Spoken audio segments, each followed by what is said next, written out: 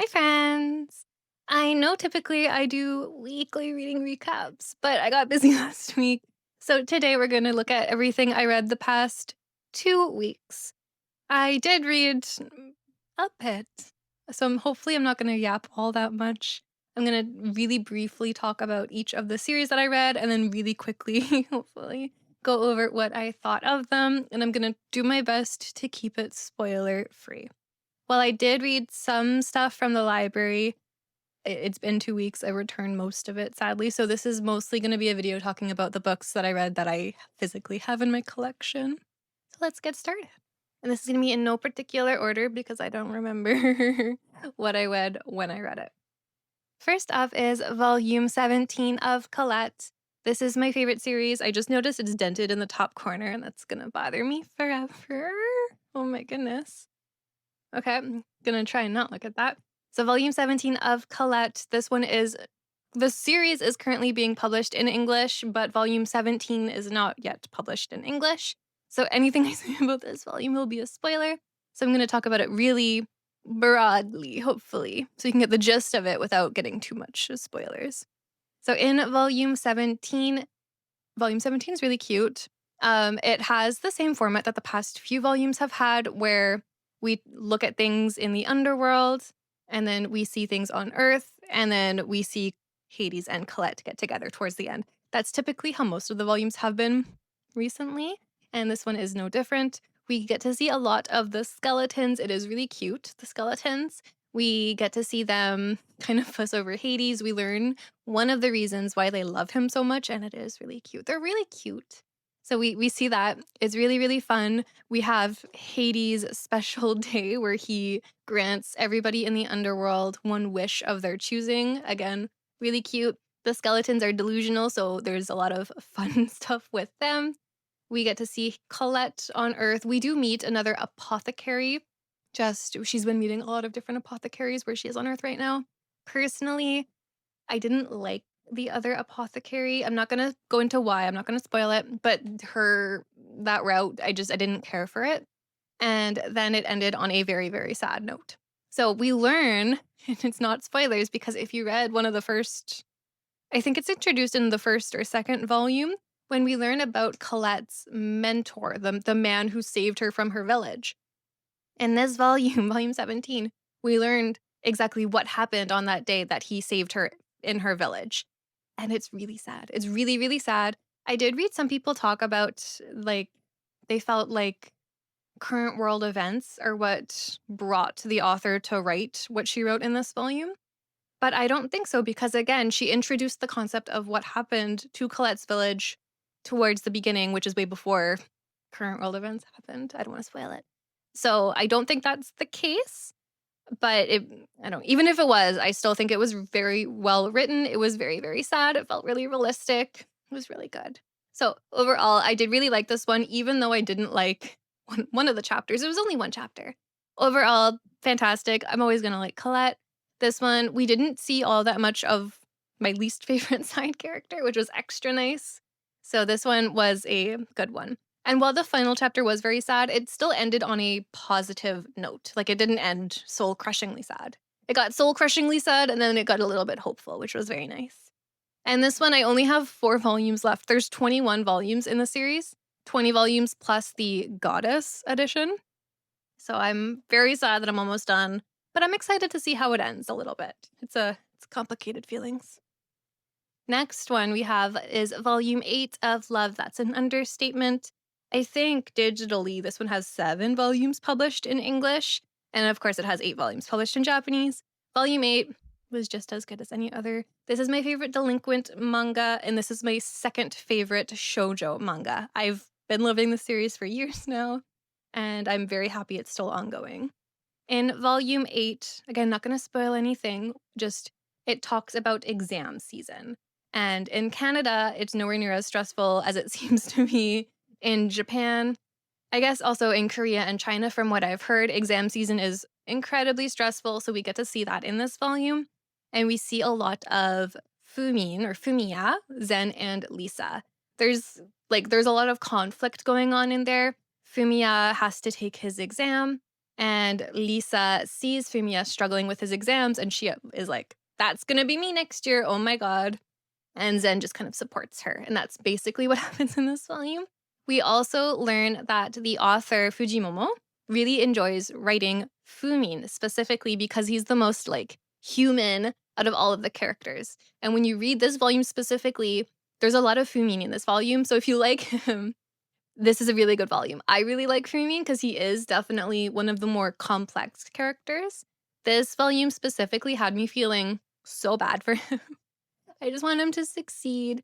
So I did really like this one. We got some sweet moments with Zen and Lisa, which are always nice. And we got to see a lot more of Fumin and his more like not a bully side. Because he's not really a bully in this volume. He's just a teenager struggling with things, and you can't help but feel bad for that.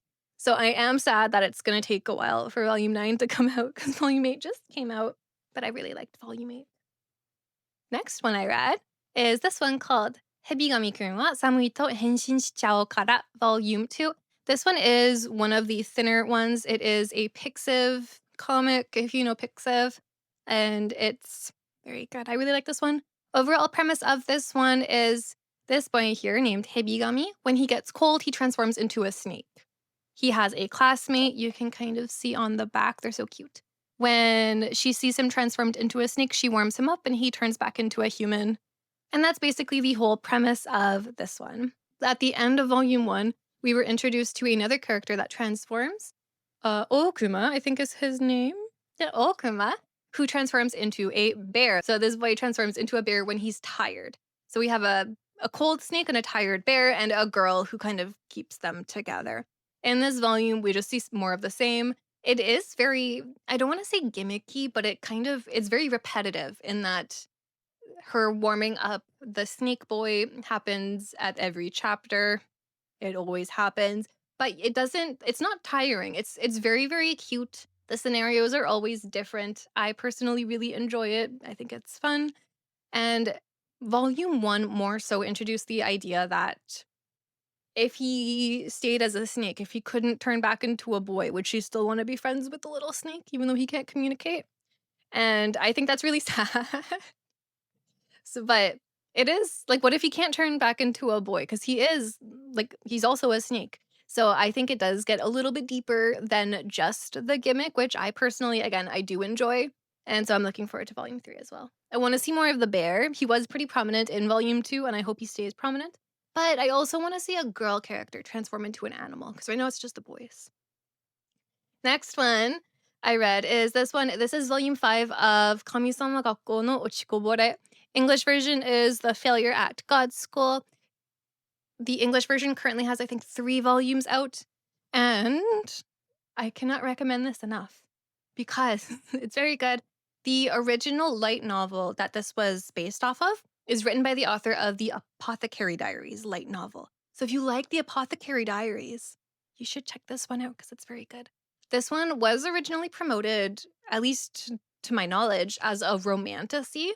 It's not a romantasy. This is a like fantasy adventure series where we follow Nagi on her quest to discover what her powers are.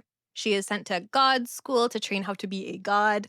She does have some sort of power because if she didn't, she wouldn't have been admitted to the God school. But we don't know what her power is, and it follows her as she makes friends at school, discovers secrets. It's an adventure story.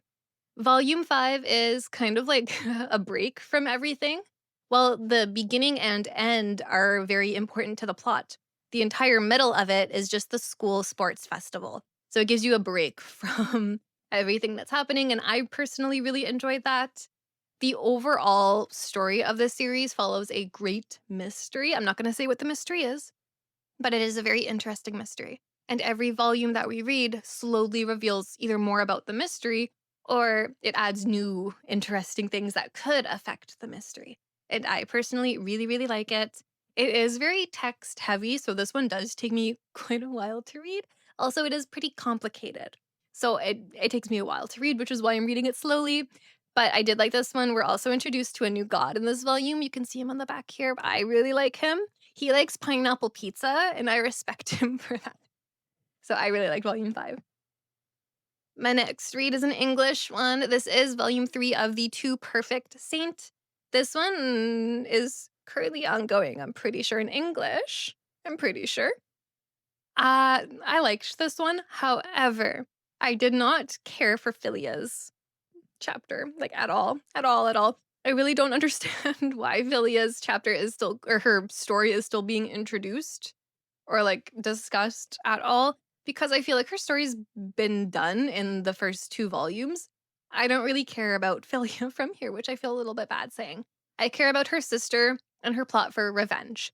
So, in this volume, we see the sister realize things are bad. She needs to get her new fiance to kind of fix things, and she slowly realizes that he's stupid and will not fix things. And we see her struggle with, should I be a good saint and forgive and forget like my sister would, or should I go for revenge? And she does go for revenge. It is a revenge story. That's as much of a spoiler as I'll say. But I just she decided on revenge in volume 2.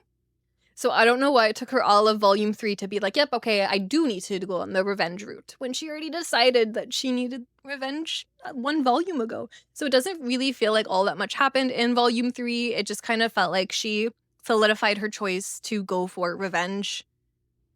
I did overall enjoy it. I do like the story. Just I wish it focused only on the sister, not at all on Philia. I feel like Philia. I feel like the Philia chapter was just kind of there to take up space on the page, to be honest. Next one is this one, which is Ore no koi ni ochite kudasai.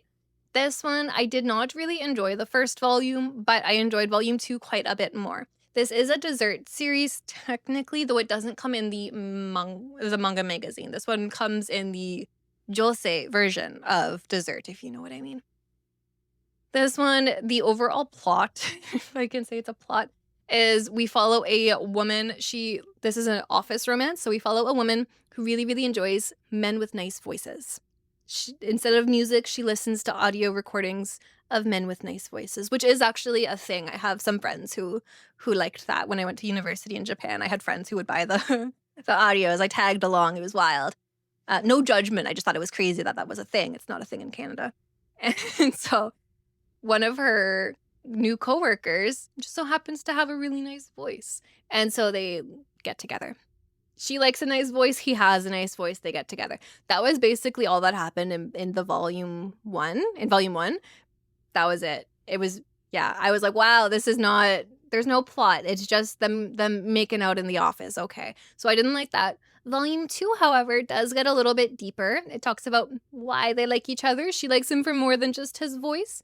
They go on a date, actually, and actually do things. So I liked this one.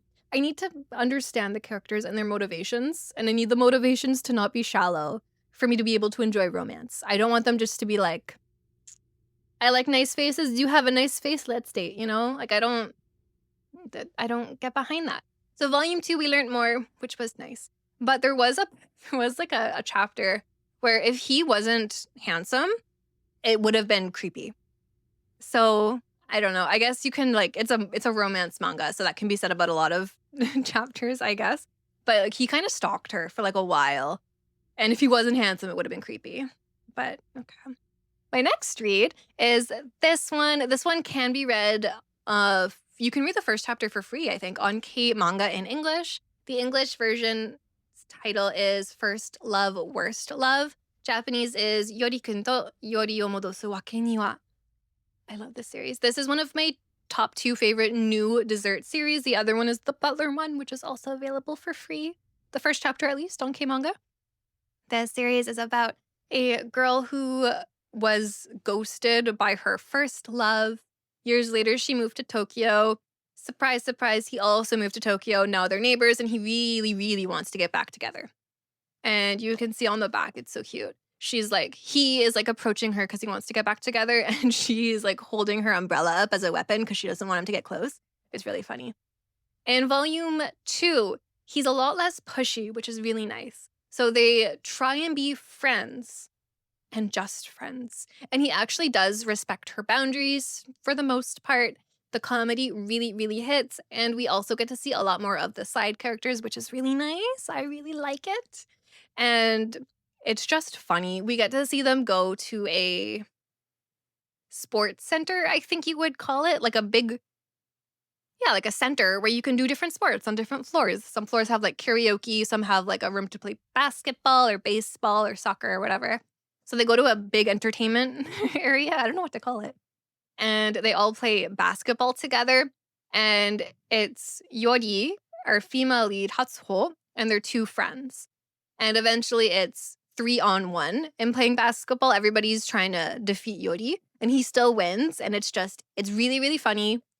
He's a great character. If he wasn't such a charismatic person, he would be, again, a little bit scary because some of the things he does is a little bit creepy. But because he has such a good personality and a nice face, you forgive him, and it's actually really fun. I guess that's a lot of what I read. So volume 2 was fantastic. I cannot wait for volume 3. Again, I'm sad because it's gonna be a while before volume 3 comes out. My last manga read is this one. And this is one I borrowed from the library. And I liked it so much that I bought the first 3 volumes of the manga in English because I didn't want to have to wait for the Japanese. This is Natsume's Book of Friends, Volume 1. This is going to be my top read of the month. I already know. The month's not over, but I know. This is it's an iyashike book, which is like a healing book. The material in it is so nice and calming and refreshing that it heals your heart. You can think of it like that. This tells the story of a boy named Natsume who can see, I think it's yokai. I don't think they ever call them yokai. Yeah, the spirits and demons is what it's called in English, but I'm pretty sure they're yokai. He can see yokai, and they've kind of been terrorizing him. He's had a hard upbringing. Like, it's pretty sad. But because he is such a nice character, he's such a nice guy, even though he's had a difficult upbringing where he's an orphan, I think he's an orphan. He's been moving from family to family growing up. Nobody really wants him to live with them. Plus, he can see monsters, which is terrifying. And nobody really was there to explain to him what the monsters were. He could just see them. Terrifying. So even though he went through all of that, he grew up to be a really nice guy. He's very caring. He's understanding. Like, he went through a hard time, so he understands to give other people the benefit of the doubt. And he's just so nice. He's really nice to follow. Like, he's such a kind person. He's my favorite male lead protagonist in any shoujo manga I've ever read. And we follow him as one day he accidentally sets free this little cat creature. And the cat creature tells him about something his grandmother left behind called the Book of Friends. And in the Book of Friends, there are tons and tons of, I think they're ayakashi, demons, names. And if you read the demon's name that's written in the book, you can control it, and you're powerful, basically. Everybody wants the demon's book of names. But all of the demons whose names are written in the book want their names back. So Natsume, because he's so kind and precious, decides to do his best to give all the names back. So he makes a deal with the kitty cat where if the kitty cat promises to help Natsume give back names, when he passes away, whatever names are left in the book, he will give them to the cat. He will give the cat the book.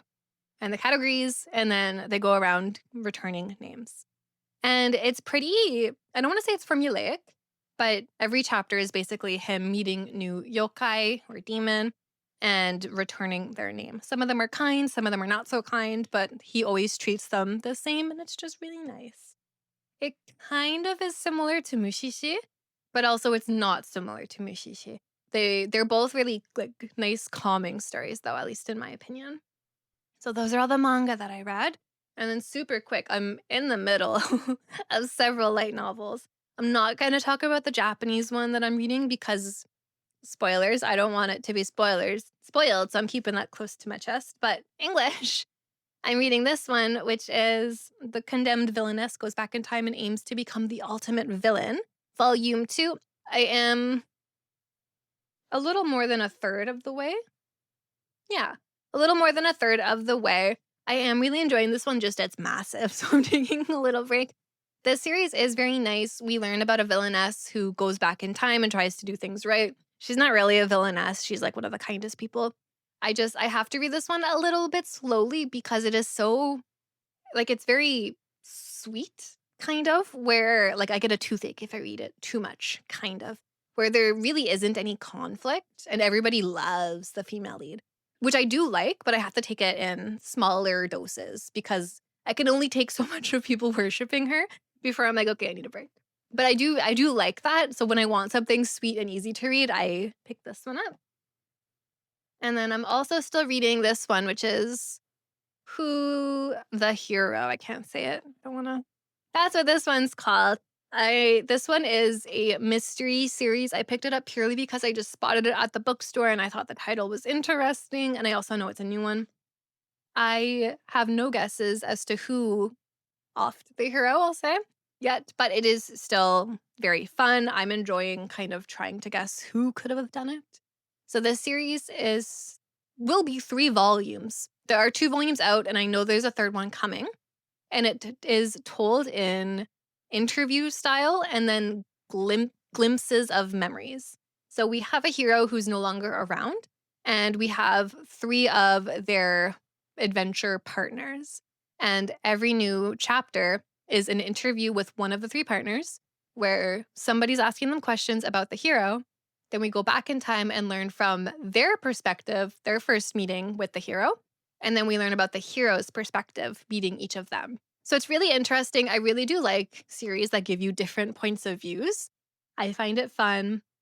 Please don't spoil it for me because I don't know where it's going and I'm really enjoying it. And I have a whole bunch of library reads. Let me try and pick them up. So I get to read all of those. But I'm sure I can read them all. Maybe. I might have to give a couple back before I can finish, but that's okay. I'll do my best. I believe in myself. And yeah, that's everything I read.